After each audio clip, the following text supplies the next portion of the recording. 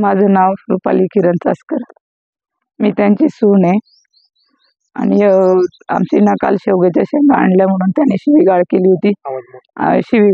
त्याच्यावरून त्यांची ना आमची भांडणच झाली. भांडणं म्हणजे काय, त्यांनी शिवीगाळ केली, आम्ही फक्त प्रत्युत्तर केलं, आम्ही आमच्या घरी निघून आलो.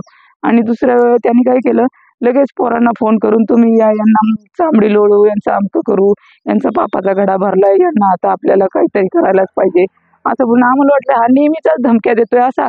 मग आम्ही काय त्याच्याकडे लक्ष, आम्ही आमच्या सकाळी कामात, आम्ही आमच्याकडे जनावर आहेत, आम्ही दूध काढायचं, खायला घालायचं, आम्ही आमच्या कामात होतो.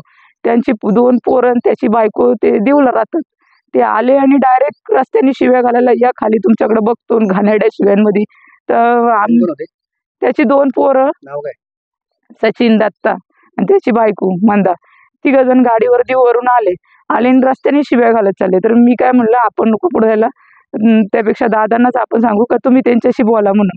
दादा म्हणले ती पोरं माझी ऐकतात, तुम्ही काही खाली येऊ नका, कारण ते तावून आलेले आहेत म्हटल्यानंतर हे वातावरण खराब होईल, तुम्ही येऊ नका, मी त्यांच्याशी बोलतो, ती माझं ऐकतील. आणि ते आले खाली, त्यांनी आले डायरेक्ट तिघांनी दादांना धरणं रस्त्यावर पाडलं. रस्त्यावर मारलं रस्त्यावर पाडून तिघ जण. मग हे आम्ही तिथंच हे मोरघास काढत होतो ना खाली, तर आम्ही तिघांनी आम्ही 2 जण पळत आलो. लगेच पळत आलो तर त्या 2 पोरांनी त्यांना सोडलं आणि यांना लगेच धरलं, डायरेक्ट यांना लोळवलं खाली.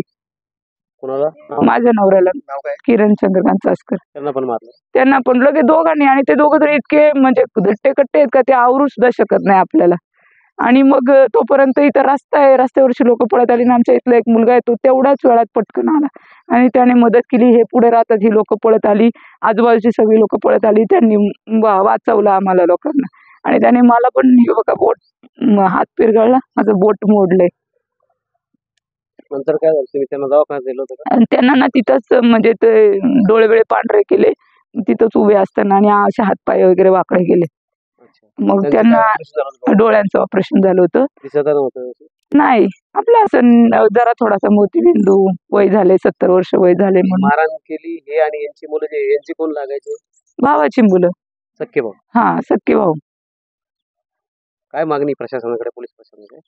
काय नाही, आम्हाला न्याय द्या बस, काही मागणं नाही.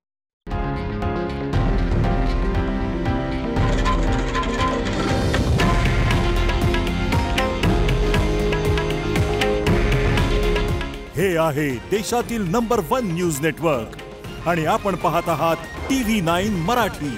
काळजी तुमची, हित महाराष्ट्राचं.